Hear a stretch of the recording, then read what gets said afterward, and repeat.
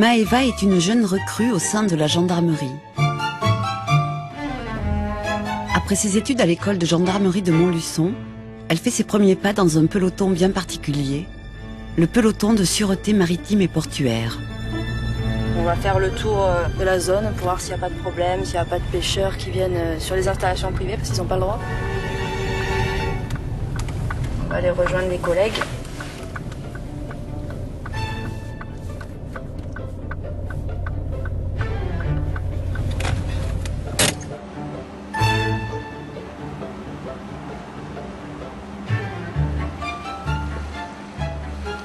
Tu vois Maëva, la mer se trouve là-bas, en fin de compte avec l'unité qu'on aperçoit là-bas au fond. Ouais. Ici c'est ce qu'on appelle le canal de Caronte, et au fond du canal de Caronte, tu as l'étang de Berre. C'est ce qui permet de relier la mer à l'étang de Berre en fin de compte. C'est le seul endroit qui te permet. Par contre là tu vois en face, tu as tout le système de l'Avera qui est l'Avera pétrole. Et là je m'aperçois qu'il y a des camions qui sont à l'arrêt, les uns derrière les autres, ce qui n'est pas normal. Donc je vais appeler l'unité, je vais demander à ce qu'ils se renseignent, ils appellent l'Avera, pour demander pourquoi les camions sont actuellement à l'arrêt sur la route en attente. Ouais, c'est l'adjudant-chef. Ouais, tu m'entends? Ouais, est-ce que tu peux te renseigner ou demander à ce que quelqu'un se renseigne au niveau de l'Avera? J'ai plein de camions qui sont sur la route, sur l'accès de l'Avera. Je voulais rentrer en gendarmerie depuis toute petite. Mon papa était dans la gendarmerie mobile, il était garde du corps de Mitterrand et il a fait le GIGN. Donc c'est ma plus grande fierté, mon père. Et j'espère que je ferai pareil dans ma vie. Pouvoir bouger, parce que j'aime pas être restée sur place en fait. Je suis partie de chez moi à 18 ans, j'ai eu mon appart, mon boulot, j'ai eu mon autonomie et le fait d'être rentrée en gendarmerie, comme on dit, c'est vrai que c'est une famille. Ça c'est vraiment le bon terme. Et je me sens entourée et indépendante en même temps. Le transport maritime représente 90% du trafic mondial de marchandises. 9 objets sur 10 que nous utilisons quotidiennement ont un jour transité par bateau.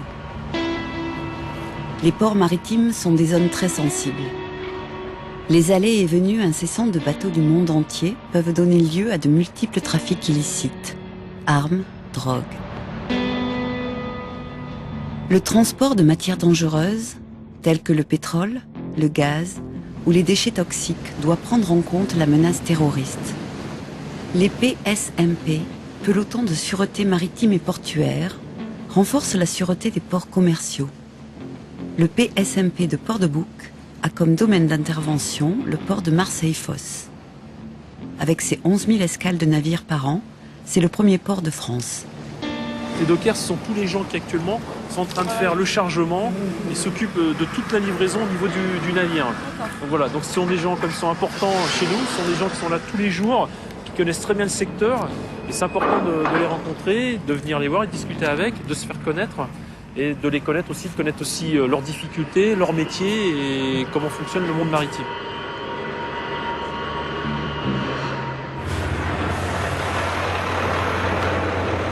Moi, je me considère marin, mais avec une entité gendarmerie que j'aime, puisque j'aime tout ce qui est judiciaire et j'aime la gendarmerie. Donc, être en contact avec les commandants de bateaux, les pilotes, les dockers, comme on a vu, les pêcheurs, tout ça aussi, je pense que c'est en moi et j'aime ça.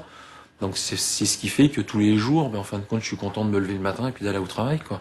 Puisque je vais rencontrer des gens que je respecte par leur métier, des métiers difficiles en plus.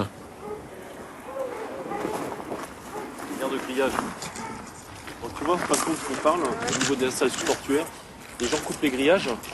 En fin de compte, donc tu la prends en photo, voilà. Donc avec ça, nous après on fait une procédure, on informe au niveau de l'installation portuaire, donc la ZIP, l'agent de sûreté, comme quoi son grillage est coupé et qu'il faut le refaire. Et ça fait suite en fin de compte à ce que tu as peut-être vu où on a saisi des cannes à pêche, qu'on a eu demande de destruction par le procureur de Aix, parce qu'en fin de compte, les gens coupent ce grillage, passent à l'intérieur, donc mettent une planche, abaissent sur tout ce qui est barbelé, et après vont à l'intérieur là-bas pour la pêche. Pourquoi ils vont pas à côté où ils ont la possibilité de pêcher tranquille? Et d'après les pêcheurs du coin, en fin de compte, il y a certaines zones où les dorades vont, Et en fin de compte, elles viennent là. Alors certains peut-être viennent pour nourrir leur famille, donc je pense que les gens sont en fin de compte honnêtes, ils sont des pauvres gens, puisque la région est défavorisée quand même pour certains au niveau de l'emploi. Et par contre, beaucoup viennent ici pour pêcher et revendre dans les commerces et se faire une paye supplémentaire, quoi.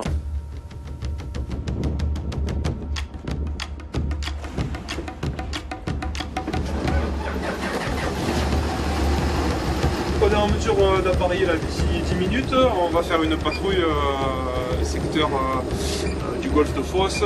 On va certainement aller sur Gravelot. Donc si vous pouvez vous diriger là-bas.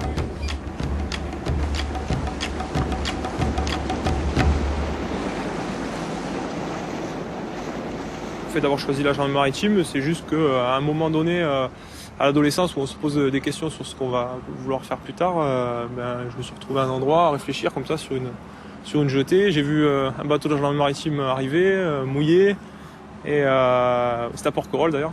Donc je me suis dit, tiens, ça a l'air d'être quand même un boulot sympa, quoi. Donc je me suis tout de suite rencardé là-dessus. J'ai eu la chance de visiter lors d'un salon nautique la vedette qui était à Toulon à l'époque. Et 6 mois plus tard, j'étais affecté sur cette vedette à Toulon, donc la même que j'avais visitée quelques mois auparavant. Je faisais partie de l'équipage et là j'ai appris mon futur métier de gendarme maritime et de gendarme en général. Le PSMP a la double compétence pour intervenir à terre et en mer. Il surveille l'étendue du golfe de Fos contre toute action malveillante, mais fait aussi respecter les règles de navigation ou escorte des navires sensibles. Donc là, on a un porte-conteneur à Fort-Tirando. Il a un pilote du port à son bord et il est astreint au chenalage du fait de son tirando. Donc il est obligé de respecter le chenal et nous faisons une sécurisation du chenal tout simplement pour qu'il n'y ait pas d'un petite embarcation qui vienne gêner sa manœuvre ou quoi que ce soit pour éviter tout danger. Voilà.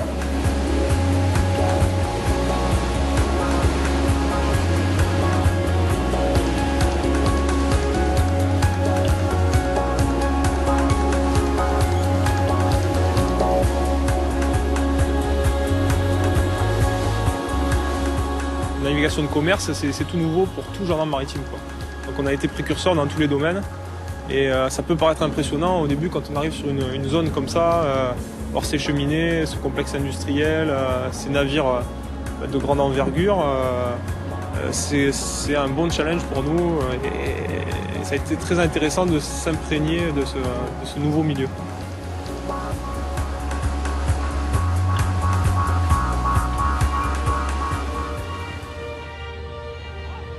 Pour assurer ces missions 24 heures sur 24, 45 gendarmes maritimes se relaient. Une dizaine de femmes ont intégré le peloton.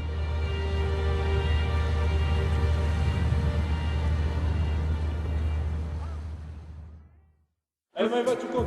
1, 2, 3, 4, 5, 6, 7, 8, 9 et 10.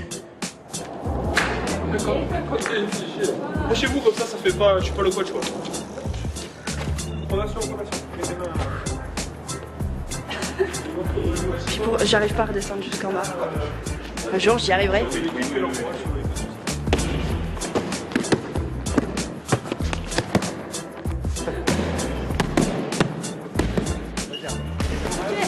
Non, c'est pas plus difficile, non, c'est vraiment des techniques de base que tout le monde doit maîtriser.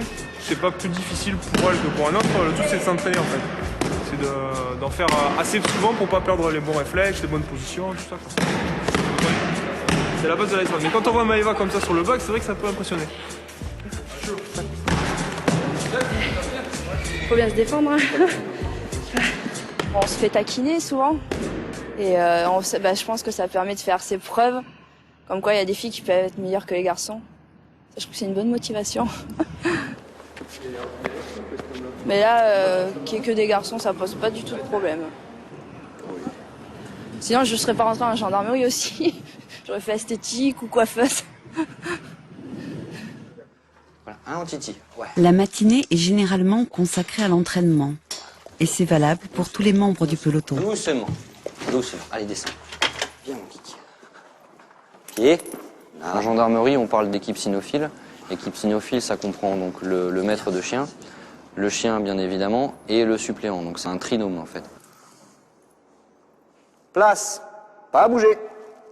Un chien a également un matricule, peut être décoré dans le cadre de faits d'armes exceptionnels. Allez, donc c'est vraiment un élément à part entière du groupe, quoi. Apporte, mieux apporte, mieux apporte. Allez. Au niveau recherche en fait pure, tout passe par le jeu. Que ce soit des chiens stupéfiants, explosifs, des chiens de défense, de piste, ça passe par le jeu. Couché. Donc lui, il travaille pas. Pour lui, ça va être du fun. On a associé en fait son jouet à une odeur, et quand il cherche l'odeur, il cherche son jouet. Duc saute au pied. C'est-à-dire quand il va rentrer dans une pièce, il va répertorier toutes les odeurs qu'il va y avoir dans la pièce. Et il va référencer toutes ces zones-là, bien les compartimenter. Comme ça, si jamais dans toutes ces odeurs-là, il y en a une qui est différente des autres, là, il va marquer, quoi. Justement, par rapport à la découverte d'engins, notamment l'explosif, hein, il faut des chiens qui soient calmes, qui grattent pas, qui mordent pas. C'est ce qu'on appelle un marquage passif, en fait. Ils se couchent dès qu'ils couvrent quelque chose et ils bougent pas. Ouais, c'est bien, mon loulou.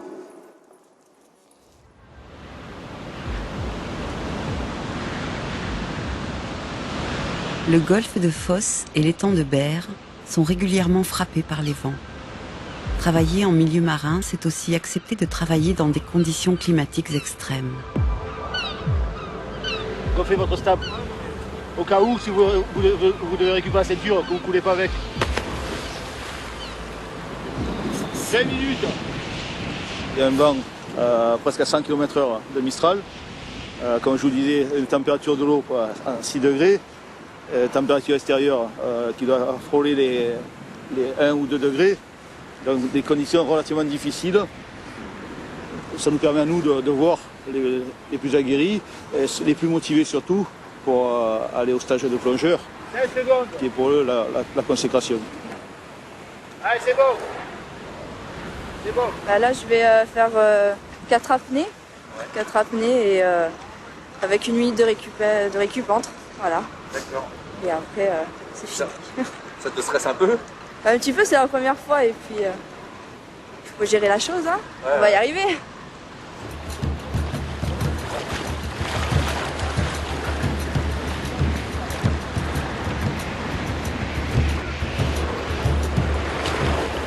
Au sein du PSMP, le rôle des plongeurs est primordial. Ils interviennent en pleine mer pour fouiller sous la coque des bateaux.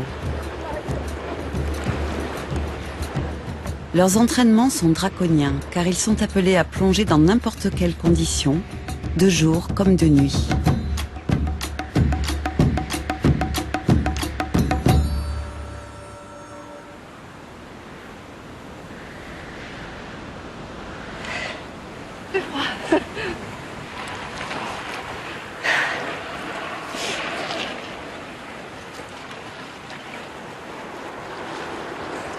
C'est pas les mers tropicales, c'est pas les palmiers, c'est des conditions souvent difficiles. Ça se mérite. Un plongeur, c'est pas que le jour qui va faire les plongées. On ne choisit pas. Faites une visite de coque la nuit et une visite de coque le jour, vous verrez, vous avez l'impression que c'est plus le même bateau. Ça vous change totalement l'aspect au niveau de la vision.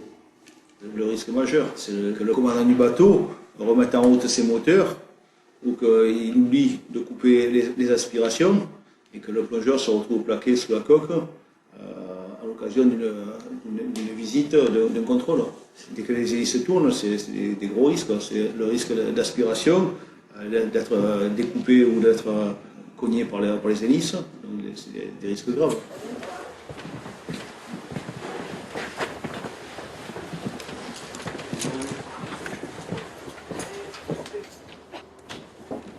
Là, ici, c'est ce qu'on appelle le groupe ciblage.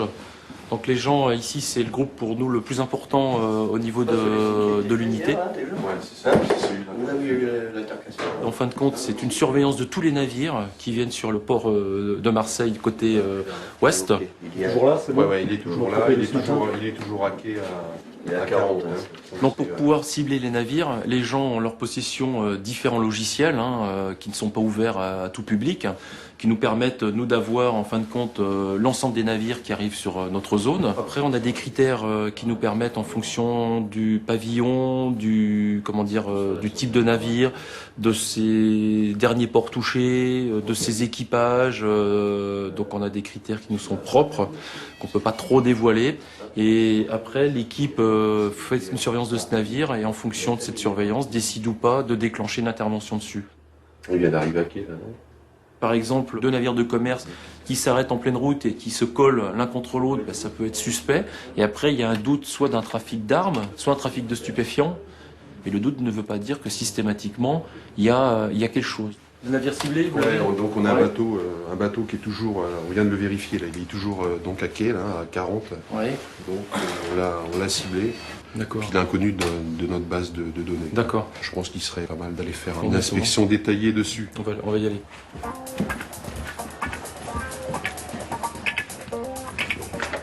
Ok, ici on trouve le matériel spécifique. Un petit détecteur de gaz. Une lampe pour travailler en milieu obscur. Une radio pour converser donc avec le chef de groupe. Équipement de protection de tête pour évoluer dans les coursives, ne pas se blesser. Et des lunettes pour éviter toute projection ou poussière. Voilà. C'est bon? Tout le monde est là? Donc aujourd'hui, nous avons été saisis par le groupe ciblage pour un navire qui se trouve actuellement à quai sur l'installation portuaire de 40. Il charge du fer. Donc sa dernière escale, c'est pour ça que ça nous intéresse, c'est Suez. Au niveau des équipes, vous aurez Seb et Fabien. L'équipe Sino, il y aura Tom et Geoffrey, donc tu feras assistant au niveau de Tom. L'équipe Alpha, donc il y aura Damien, JC, Fabrice, sachant que Damien, la radio. Moi, je serai coordinateur du dispositif, donc vous me rendez tous compte à l'issue de vos investigations. Vous avez des questions? Bon, allez, bingo, on y va. En intervenant par surprise sur des navires commerciaux, le peloton doit pouvoir faire face à n'importe quelle situation. L'intervention vise à démanteler d'éventuels trafics d'explosifs, d'armes, de drogue ou de déchets toxiques. Le PSMP de Port-de-Bouc réalise en moyenne 2 interventions de ce type par semaine. Le but, c'est en fin de compte de montrer au niveau des commandants de navires que à partir du moment où ils viennent dans les ports français, ils sont susceptibles d'être soumis à un contrôle par la gendarmerie maritime ou d'autres services de l'État, afin que le soi-disant terroriste ou la personne qui est susceptible de vouloir faire des choses interdites sur le territoire français se disent j'ai un risque de me faire contrôler, donc à ce moment-là, je ne vais pas en France. L'équipe Visite Doc prend contact avec le master et me rend compte à l'issue. Reçu?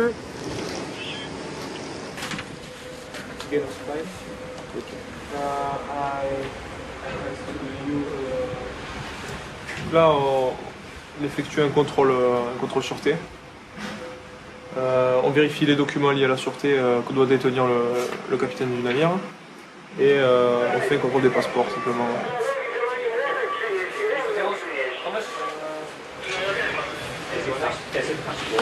No problem inbound.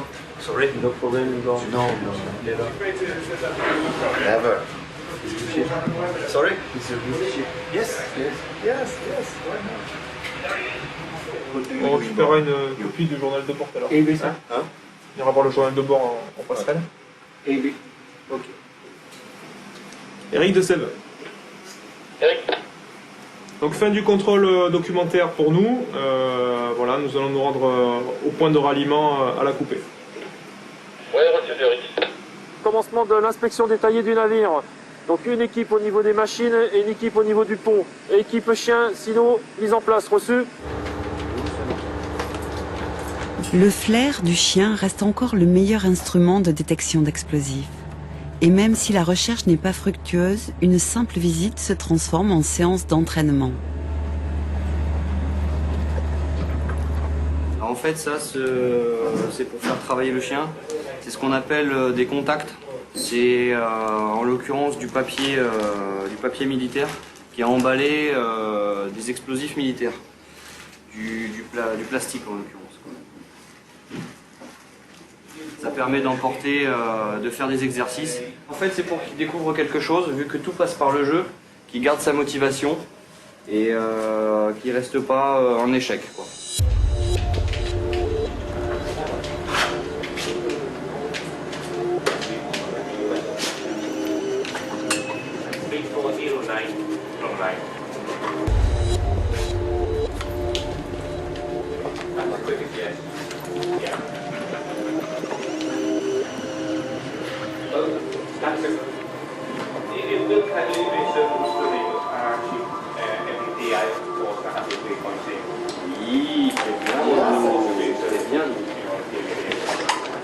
Oui, c'est bien ça, Kiki. C'est bien, Moulou. C'est bien ça. Ouais. Attends. C'est bien, c'est bien. Le mieux, c'est de faire de la dissuasion avant, quoi. Voilà. Le but, il est plutôt là. Voilà. Et puis, de le faire de manière aléatoire, comme je disais tout à l'heure, les contrôles, c'est pour se dire, il n'y a pas, tiens, tous les jours à telle heure, ils sont là. Là, on est là, nuit et jour, à n'importe quelle heure de la journée et de la nuit. Y compris 365 jours de l'année.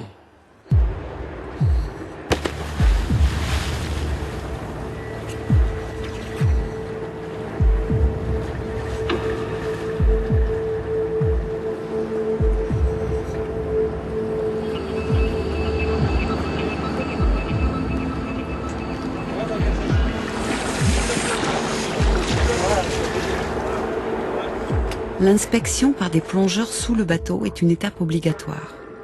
Les parties vides de la coque sont des emplacements privilégiés pour dissimuler des objets illicites. Les conditions là sur zone sont très particulières et on ne peut pas comparer la plongée que l'on pratique nous à ce qui peut se faire dans un club ou en milieu civil en général. Voilà. C'est des conditions très particulières. C'est pas agréable du point de vue visuel, au niveau sensation, tout ça, mais on trouve quand même un intérêt l'intérêt et le plaisir qu'on peut trouver, c'est à réaliser la mission sous l'eau, à bien la réaliser dans un milieu très particulier et hostile, quoi.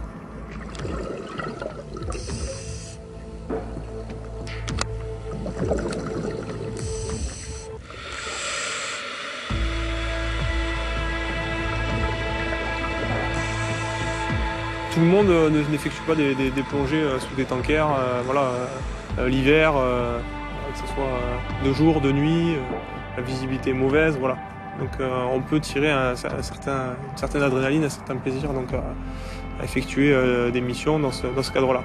Mais on garde toujours l'aspect sécurité et toujours ce qui prime, donc on ne se met jamais en danger, quoi.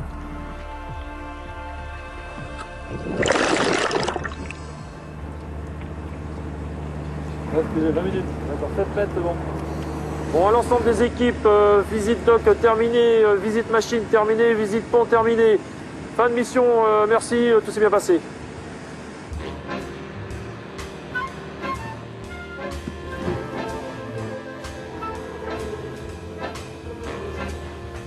C'est pour la cohésion, ça peut faire des petits repas de temps en temps, surtout quand il y a eu des grosses semaines et tout ça, on a envie d'un petit peu de se retrouver, de souffler, de voir d'une autre façon. Donc ça, c'est important.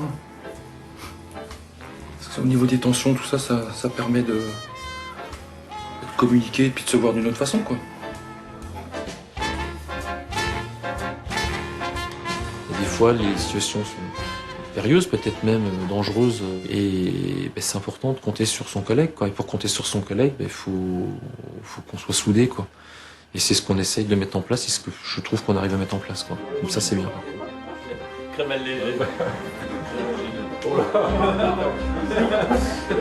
passe le relais.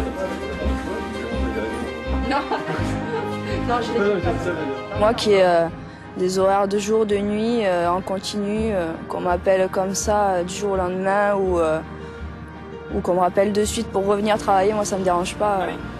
Je suis disponible pour mon métier et je pense que j'ai enfin trouvé ma voie et autant s'y donner à fond, quoi.